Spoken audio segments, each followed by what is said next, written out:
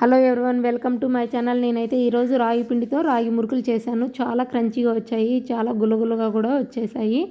మీరు కూడా ట్రై చేయండి. చూడండి, ఈ విధంగా ఉన్నాయండి. రాగి పిండి కూడా మంచిదండి. రైస్ ఫ్లోర్ కంటే రాగి పిండి మురుకులే మనకు ఆరోగ్యానికి కూడా మంచిది, పిల్లలకైనా పెద్దలకైనా.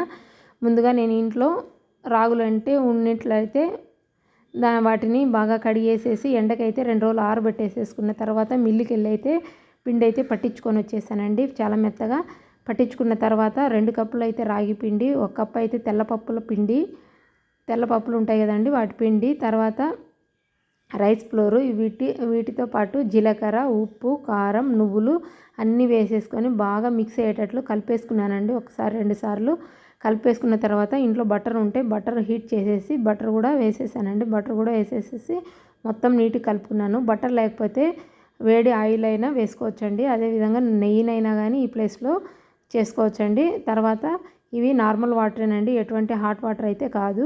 ఈ నార్మల్ వాటర్ వేసేసి నేను కొంచెం కొంచెం కలుపుకుంటూ పక్కన పెట్టేసేసుకున్నాను. ఇలా మొత్తం కలిపిన దాన్ని మళ్ళీ ఒకసారి మొత్తం అంతా మిక్స్ చేసేసాను. ఒకసారిగా కలిపి ఒక ముద్దలాగా అయితే చుట్టేసుకున్నాను. చూడండి, మనకి ఈ విధంగా ఉండాలండి. చేతికి అతుక్కోకుండా ఇలాగ అయితే ముద్ద ఉండాలి. తర్వాత మనం ప్రీ హీట్కి కావాల్సిన ఆయిల్ని అయితే పక్కన పెట్టేసుకున్నాను స్టవ్ మీద.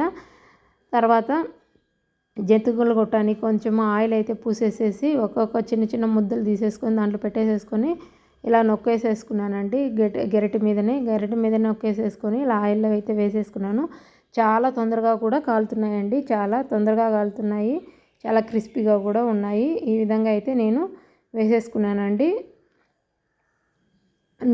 ఎటువంటి నూనె కూడా పీల్చుకోలేదండి, చాలా తొందరగా కూడా కాలిపోయి నీట్గా అయితే వస్తున్నాయి. Thank you for watching. ఈ వీడియో మీకు నచ్చినట్లయితే please like, share and subscribe.